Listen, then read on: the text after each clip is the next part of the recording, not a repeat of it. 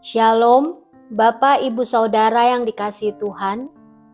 Senang menjumpai Bapak, Ibu, Saudara dalam sapaan Gembala dan renungan harian GKI Cikarang dengan tema melatih kesabaran. Renungan kita kali ini diambil dari Amsal 16 ayat 32 yang berbunyi demikian. Orang yang sabar melebihi seorang pejuang. Orang yang menguasai dirinya melebihi orang yang merebut kota.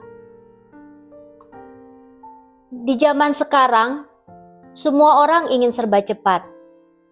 Internet cepat, makanan cepat saji, balasan chat cepat, bahkan jawaban doa pun seringkali kita maunya cepat.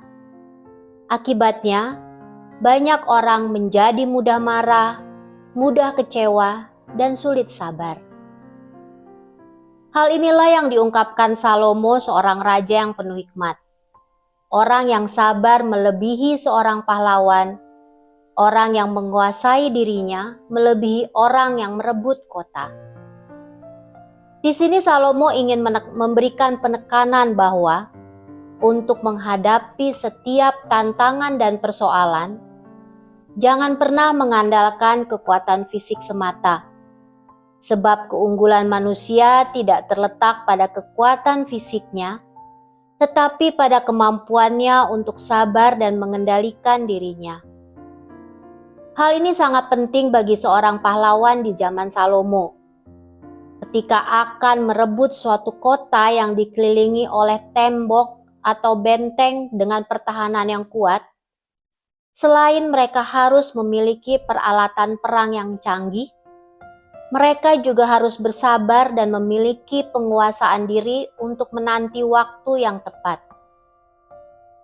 Ada 3 hal penting dalam perenungan kita hari ini. Yang pertama, kesabaran adalah tanda kekuatan. Dunia berkata, orang kuat adalah orang yang bisa mengalahkan orang lain. Tetapi Tuhan berkata, orang kuat adalah orang yang bisa mengendalikan dirinya sendiri. Mengendalikan emosi memang tidak mudah, Bapak Ibu.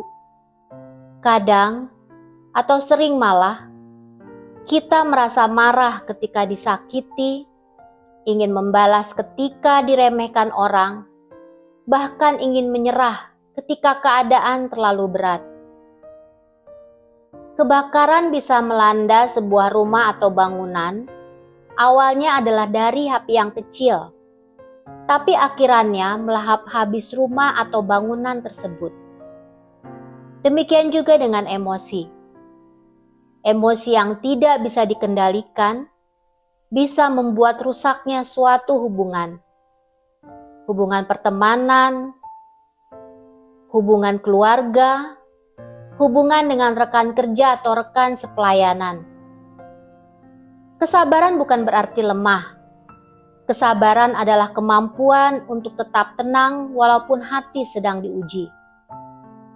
Yang kedua, kesabaran dilatih melalui proses. Tidak ada seorang pun di dunia ini yang begitu lahir langsung jadi penyabar. Seorang bayi pun ketika haus atau lapar, dia akan menjadi tidak sabar dengan tangisan yang keras. Kesabaran membutuhkan proses. Mutiara yang bagus dihasilkan dari proses yang sangat tidak mudah dan menyakitkan. Semakin bagus dan bernilai mahal suatu mutiara, maka proses pembuatannya menjadi lebih lama dan lebih menyakitkan, dan tentu saja berasal bukan dari sembarang kerang. Seekor kupu-kupu dikatakan bermetamorfosis sempurna ketika dia sudah melewati 4 fase ini, yaitu telur, kemudian larva atau ulat, kepompong, dan pada akhirnya imago atau kupu-kupu dewasa. Pernah ada seorang anak mencoba untuk merobek kepompong dengan maksud agar kupu-kupu lebih cepat keluar. Tetapi apa yang terjadi? Kupu-kupu itu menjadi seekor kupu-kupu yang tidak bisa terbang karena prosesnya sebetulnya belum sempurna. Seperti halnya mutiara dan kupu-kupu, demikian juga hidup kita. Tuhan sering memakai penantian, masalah, orang-orang yang sulit, kegagalan dan keterlambatan untuk melatih kesabaran kita. Kadang kita ingin Tuhan bekerja cepat, tetapi Tuhan sedang membentuk karakter kita melalui proses. Seringkali kita lebih peduli pada kecepatan, tetapi Tuhan lebih peduli membentuk hati kita daripada langsung mengubah keadaan kita. Yang ketiga, kesabaran membawa kemenangan. Orang yang tidak sabar dan tidak mampu menguasai dirinya akan menggunakan cara-cara yang tidak benar untuk mendapatkan apa yang diinginkannya. Tetapi pada akhirnya apa? Semua yang didapatkannya akan lenyap dan sia-sia. Orang yang sabar akan berpikir sebelum bertindak, berdoa sebelum mengambil keputusan, dan belajar percaya pada waktu Tuhan. Kesabaran membuat kita menjadi pribadi yang lebih dewasa dan pasti akan menikmati kehidupan yang penuh berkat. Contoh sederhana, ketika kita sedang mengantri di sebuah minimarket atau supermarket, pasti ada saja orang yang mencoba menyerobot antrian kita. Ketika kita menanggapinya dengan tenang dan santai, malah si kasir yang memang sudah memperhatikan antrian dari jauh, menyuruh kita duluan, dan orang tersebut disuruh mengantri dari yang paling belakang. Kesabaran tidak dilatih saat semua baik-baik saja. Kesabaran dilatih saat keadaan tidak sesuai keinginan kita. Amsal 16 ayat 32 mengingatkan kita bahwa kemenangan terbesar bukanlah mengalahkan orang lain, tetapi mengalahkan diri sendiri.